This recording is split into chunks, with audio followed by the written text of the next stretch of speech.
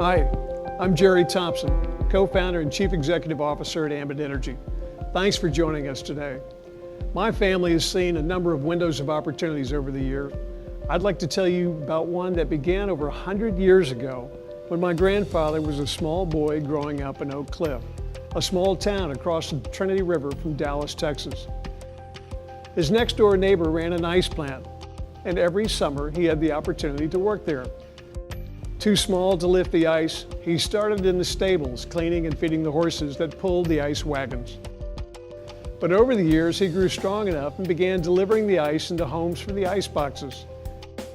After graduating from the University of Texas, he returned to Dallas and entered the only business he knew, the ice business. With his past experience and college degree, he soon became president of the company. One day, an ice house manager named Uncle Johnny Green approached my grandfather and said, "Jody, customers are asking if we'd sell them groceries.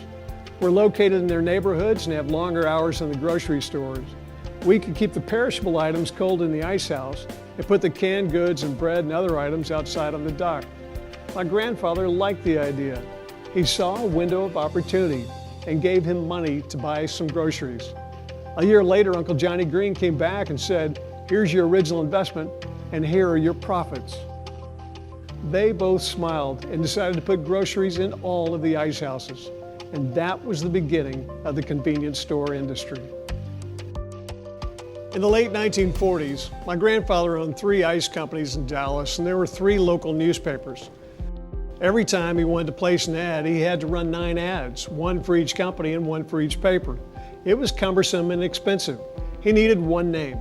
So he approached a local advertising firm and explained his problem. He said that his ice stores were open every day of the year except Christmas, from 7 in the morning until 11 o'clock at night. The advertising firm told my grandfather that they would call him back as soon as they had an idea. The phone rang the next morning. They told him this was the easiest assignment they had ever been given, and that he should name his ice stores 7-Eleven. While our family is no longer involved, today there are over 60,000 7-Eleven stores. More than any other retailing concept in the world, more than McDonald's, Starbucks, or Subways. Worldwide revenues are now approaching $100 billion. And it all started in a small ice house in Oak Cliff, Texas. I grew up working in the 7-Eleven stores, and I always knew I wanted to go into business on my own. I just didn't know when the opportunity would arise. My first company was Caprock Communications. I saw a window of opportunity with new fiber optic technology that would dramatically lower the cost of long-distance calls. We built a massive fiber network across the Southwest, and then the internet appeared from nowhere with an almost insatiable appetite for bandwidth. We were in the right place at the right time. We sold Caprock, and in the summer of 2005, I submitted an application to become a retail electricity provider in Texas. Deregulation had begun 3 years earlier, and it was another window of opportunity. By the end of the year, we'd received all of our green lights and regulatory approvals. By spring, we were ready to test our first generation back office systems. My parents became our first customer, and everything worked. It was time to start gathering customers. We wanted to acquire customers at a low cost that would pay their bills and stay loyal. One of our guys suggested direct sales. He said if I was interested in that direct sales model, I should meet Chris Chambliss. I'm Chris Chambliss, co-founder and chief marketing officer at Ambit Energy. Like Jerry, I too have been the beneficiary of incredible timing. In fact, my very first job out of college placed me at the forefront of one of the most exciting transformations in history, the deregulation of the telecommunications industry. In 1994, I took a job at a small startup long-distance company in Dallas, Texas, working for 2 founders who were convinced that their company could put AT&T out of business. To say I was skeptical is probably an understatement, but the company had a unique sales approach, and they were growing fast, and there were opportunities for advancement. So I stayed there. And what happened over the next 10 years was an epic American success story of record-breaking revenue and customer growth. A few short years later, that little startup had enrolled over 6 million long-distance customers and became the 4th largest long-distance provider in North America. all without spending a single dollar on advertising. And that was our secret. Instead of spending millions of dollars with big media companies on expensive television commercials and outdoor billboards, we shared our profits in the form of commissions with a network of independent entrepreneurs who were determined to improve their own financial future and were excited to help their friends and family save money. All the technology and content we take for granted today, mobile devices, wireless internet, online music and movies, social media, they all exist as a result of the telecom breakup. Billions of dollars moved from old monopolies to innovative providers like the one I worked for. Consumers saved millions and enjoyed better service, and ordinary people from all over America earned thousands by participating in the process. I understand the opportunity presented by an industry that is deregulating, and I knew energy was even bigger than telecom. So when Jerry called me to discuss his idea to sell electricity with a similar model, I got very excited. I knew electricity would be a perfect fit.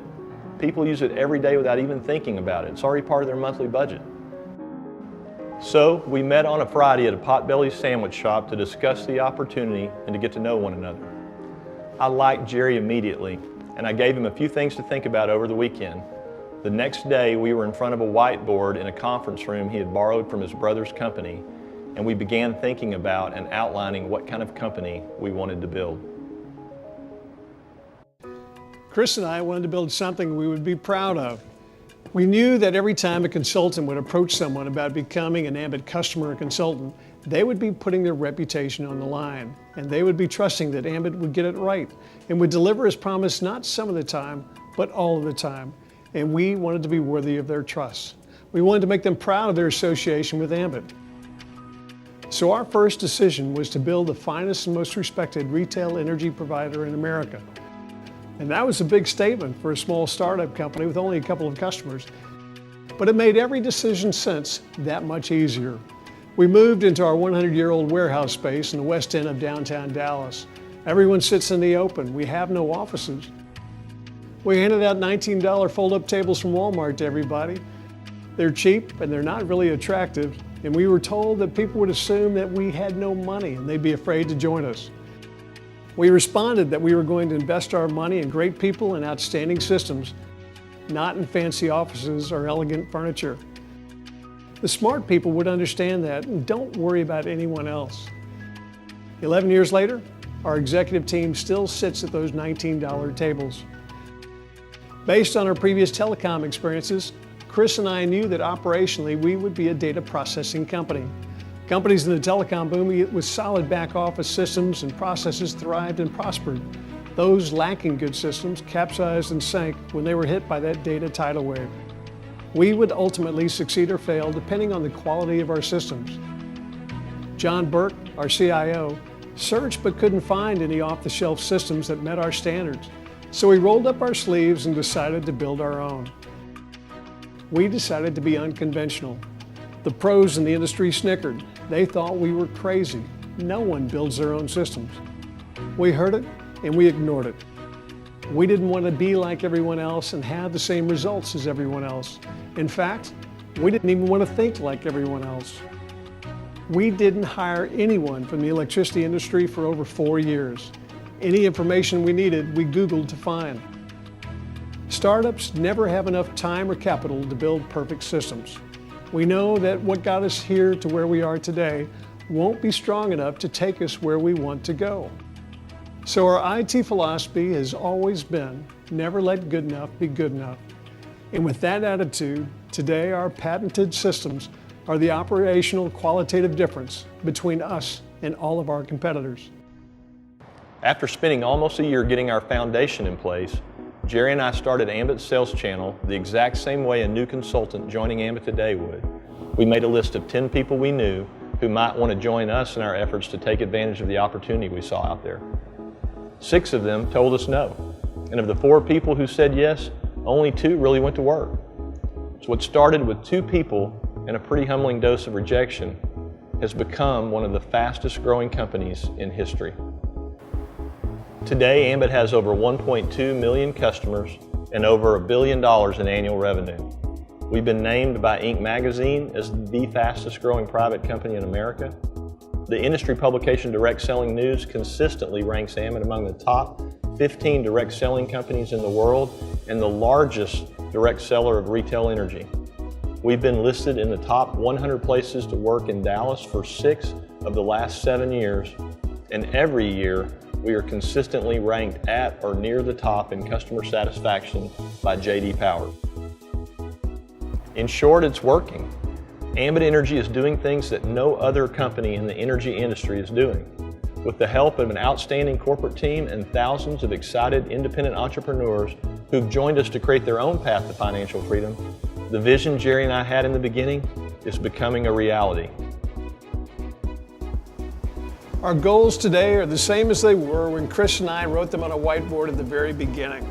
We strive every day to be the finest and most respected retail energy provider in the industry. We want every customer and independent consultant to be proud of their association with Ambit, and we're determined to never sacrifice integrity for growth. We hope you've enjoyed hearing about the Ambit story and that you'll join our growing team of entrepreneurs. We understand what it takes to help leaders build successful organizations, and we look forward to working with you here in Japan. Please get back with the person who asked you to watch this video and ask them to answer any questions you might have about our company or our opportunity. We've never been more excited about the future than we are today. We're making a tremendous commitment to Japan, and those efforts will benefit from all the knowledge and experiences we have gained over the past decade. We truly believe the best is yet to come. We look forward to helping you reach your financial goals and dreams, and you have our promise that Ambit will be here to support you every step of the way.